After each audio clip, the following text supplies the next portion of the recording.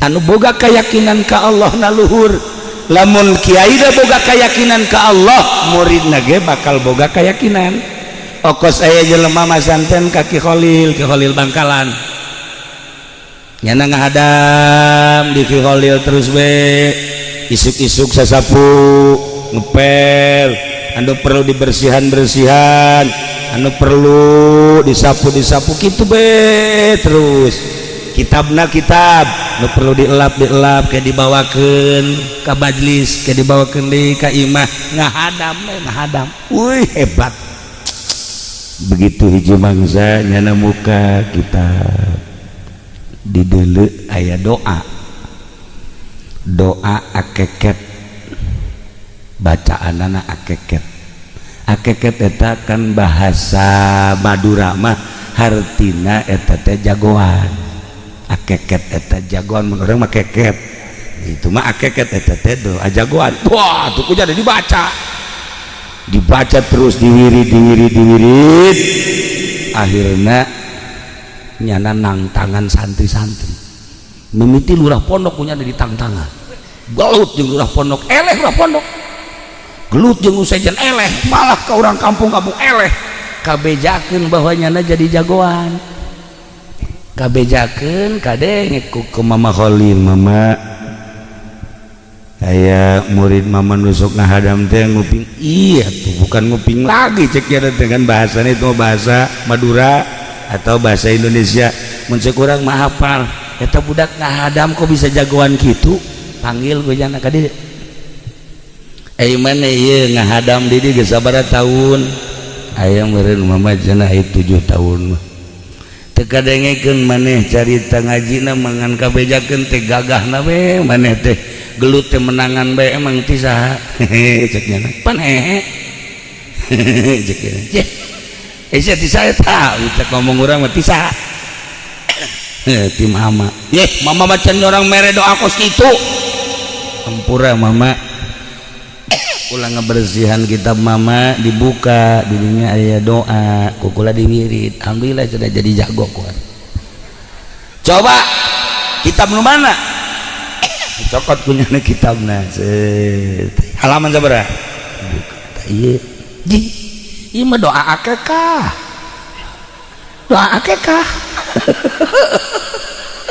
jadi lain siapa macan akekah ieu mah tapi kukula diwiridkeun jadi jago. Tah mama Khalil kageteun ieu doa akekah jadi jagoan kieu.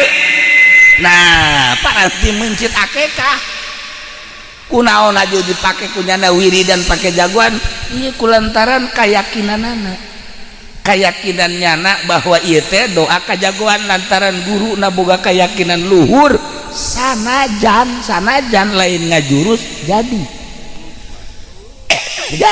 tah eta teh kahebatanana. Kos kula mere nyana lain mere nyana manggihan coretan ini roh itu ahad asaro kau bapelet kan eta kunyana dipake jampe dagang ieu teh terus pe asal dagang alhamdulillah teu maju datang ka kuar bangkrut dagangna. Tah ieu lah para jamaah kaum muslimin wal muslimat rahimakumullah, neangan guru nu boga yakin sekali mangsa Mama Khalil Bangkalan teh nitah ka santrina ka dieu ceng ya naon mama nyieun kurung kotok jago jang naon mama isuk bakal aya santri di kurungan seksana teh ya nanaon mah dieun nu gede dijieun ku cenah ku santri kurung kotok jago mantep bener isukna aya tamu nu mondok ka dinya. Assalamualaikum diantarkeun ku bapak. Waalaikumsalam. Ieu anak dek mazandeni dia mohon geus cicing dirinya di kurungan ku kotok ku kurung kotok teh aku kurungnya lagi kieu di jero ieu aing naonna di kurungan ku kurung kotok jago ieu be bapana ge ngahuleng bae cek bapak kan anak aing di kurungan kieu atuh ya lah loba omong cenah geus segera balik ke ditu anakna di kurungan bae dinya ditonton ku santri kabeh Nazia ayo sia batur baja anu di kurungan sia di kurungan naonan sia berarti sia tukang ngaduk kotok aja nu kumaha nya di jero ceurik aduh cenah aing nya mah santren anyar tapi aing di kurungan lah kumaha guru bae aing yakin cek menehana anu mantak aing di kurungan berarti aing beda tuluy sajen kajen ku kumaha ge aing yakin ka guru pasti leuwih ti batu kitu aing mah kayakinanna geus beres sapoe dibere dahar kadinya dikurung kotok itu dahar teu lapar dahar ditongton bang asalnya na kitunya Tuhan kongkorong santri nu sejen aing jelas sabodo lah di kongkorongan sabodo ada kongkorong disungsurikeun ku kabehan kajen menang 3 poe kita kapal ngaji biasa we ngaji segala rupa telila ngaji da langsung menang 5 tahun kagendepna balik terus yun pondok santrina ribuan takbiran eta kurung kotok teh akan nanyakeun maksudna mama eta santri nu kuari teh cenah kuari jadi kiai santrina ribuan eta baheula makan di kurungan ku mama eta naon maksudna eta teh kurung kotok nyana teh jadi jagoan kotok jago jadi berarti kuari kan ngadu jeung sahabat ge pasti menang tak eta kiai anu hebat baheula teh kararitu kiai anu hebat teh boga keyakinan sok nu aneh-aneh bae madak lamun aya kiai aneh ulah kaget misalnya di dia aya golek Sariudin nonton ulah aneh emang resep tamah lamun aya kos kitu teh ulah aneh. Nah para jamaah kaum muslimin wal muslimat rahimakumullah hiji waktu aya hiji awewe dibawa ka kiai kieu we neleukeun sateu kan isi dideleukeun wae manya mama bogoh cenah ieu deleukeun nya kieu santri anyar aya dideleukeun ku mama Holil mah kabeh ge naon gitu kaget mun dideleukeun ku si eta mah atuh beurit nyong-nyong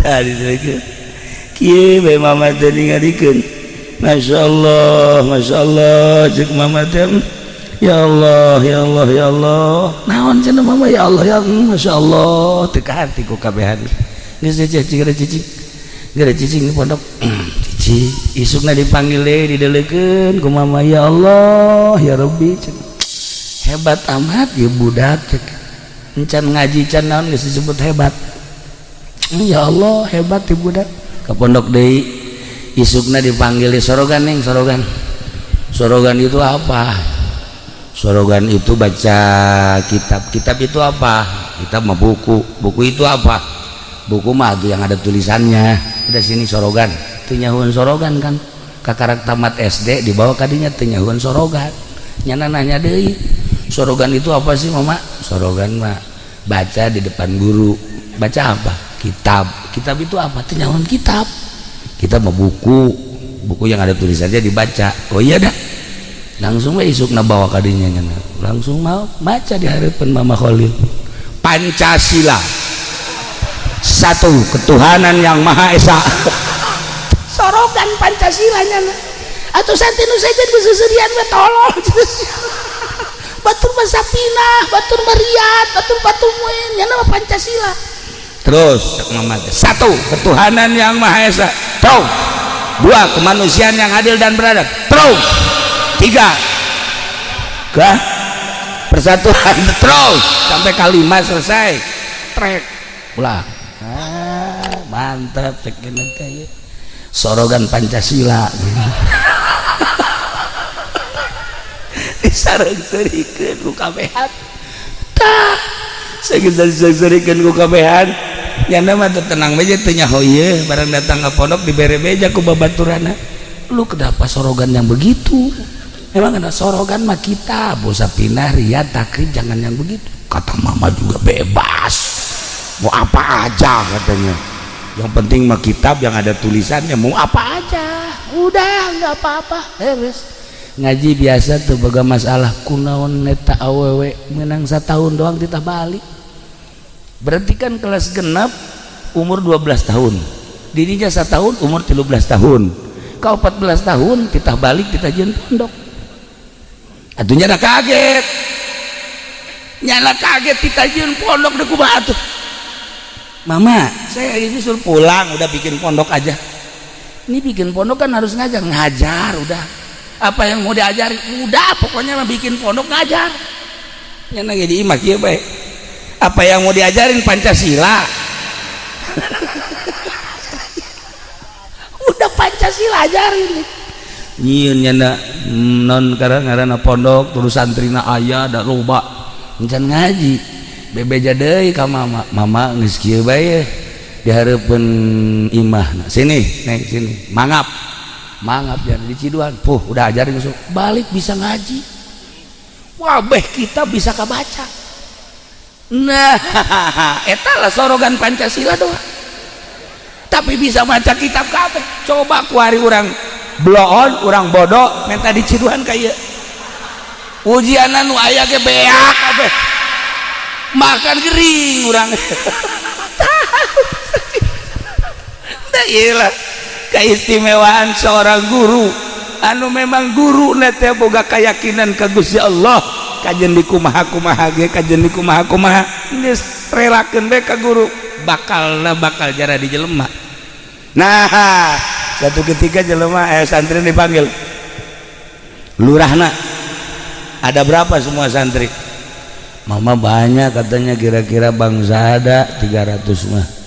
Coba sekarang siapa itu yang paling nakal, yang kedua yang nakal, yang ketiga yang agak nakal? Kok kesini daftarannya? Waktu lurahna terus bae di daftar ieu nu nakal, kesalahan anak ieu paling nakal, ieu nu nakal, ieu nu agak nakal. Kabeh nyahoun santri bahwa ieu dilaporkeun ka guruna, perintah guru. Santri kabeh bingung. Waduh sakiana ieu. Aing bakal dialalusir ka jadi kumaha ge. Sodorkeun ka kiai, dideuleu ku kiai. Ya udah, taruh. Lurah pondok geus kieu bae, instruksi irah ieu. Pasti aya pemanggilan bakal diusir-usir di santri. Surah pondok ka kubong geus kieu bae. Awas hati-hati, yang dipanggil berarti siap diusir. Aya geus kudu asup-asupkeun ka atas kabeh baju. Aing mah asal diusir balik. Ieu geus rapi. Jeung babaturan ge geus pas ini bae. Aing mun balik teh kieu teh sia ka imah aing nya. Udah henteu aing doakeun tetep aing mah santren ngan ieu mah meureun diusir ku guru lantaran ya aing mah nakal. Emang nakalan sia kumaha? Lauk kiai beak kabeh ku aing. Hei sia, wow gedang kiai beak kabeh. Pokona kabeh nararakal, nu ieu anu nu ieu. Geus sabinggu can aya panggilan-panggilan. Geus 2 minggu can aya panggilan-panggilan, bahkan geus sabulan can aya panggilan-panggilan naon. Akhirna lurah pondok kan datang ke kiai. Assalamualaikum. Ada apa? Saya kan dulu sudah nyatetin ke santri-santri yang nakal sekali, yang agak nakal, kemudian yang nakal. Nah ini udah saya laporkan, kemudian ini bagaimana Pak Kiai, kok belum ada panggilan-panggilan? Cek Pak Kiai, siapa yang mau manggil? Itu kok Pak Kiai nyuruh nulisin yang nakal-nakal begitu? Kamu mah enggak tahu. Santri yang 300 kan suruh dicatat semua. Kemudian yang paling nakal berapa, yang nakal berapa, yang agak nakal berapa. Bukan mau diusir, mau dilihat malam ntar habis tahajud yang agak nakal didoain supaya kurang nakal. Yang nakal, yang enggak nakal supaya rapi, enggak pada nakal, bukan mau diusir. Salah sangka santri mah pajar dek diusir, orang dek didoakeun. Mantep lamun hayang didoakeun ku guru kudu nakal. Akhirnya kaget, lurah pondok teh kaget. Oh kos gitu, ya geus terus gitu mah beres geus tah barang baralik santri nu narakal teh kan baroga santri teh aya anu santrina ribuan eta babaturan teh datang ka dinya barang datang ieu sia boga santri ribuan kieu kumaha sih mimitina ieu berkat nakal bakat nakal jadi aing alhamdulillah tah antara didoakeun ku kiai da ieu kiai teh sebarangan teu mantak kiai mah kiai tah nya cara ngaji ge eta ngalamun we komo lamun boga santri awewe mah sok rada dilamun teh mana dan rada putih-putih tuh siapa suka jusuzon bae tak jadi ngadoakeun ka para santri-santrina tak ieu kuari kieu maksudna geus hese neangan kiai nu ngadoakeun ka santrina nu manjur doana geus hese kuari neangan kiai nu boga kayakinan geus hese kuari neangan panutan lantaran teu meunang saeutik pilkades gagaleong pilkada ngagaleong pilgub ngagaleong pilpres bah komo hayang boga kiai teh nu lempeng lurus mawa ka Allah anu sakumaha tadi setan ngajakan ka neraka malaikat mah ngajakan ka surga nu cahaya tersebut teh aya di dada kiai anu kiai ngabogaan cahaya tersebut bisa katingali jeung karasa ku murid-murid dan nu tatadina endek mengkol jadi henteu tatadina anu badung jadi henteu tatadina anu dugala jadi henteu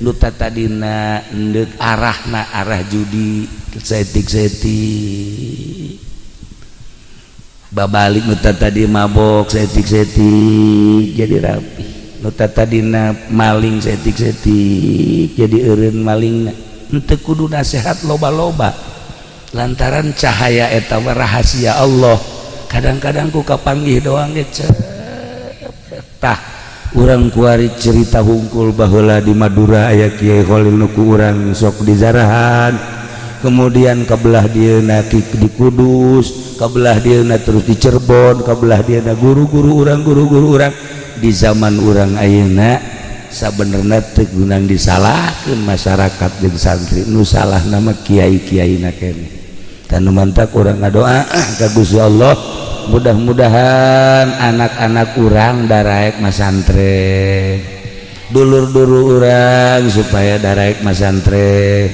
urangna supaya daek ngaji sehingga kasalahan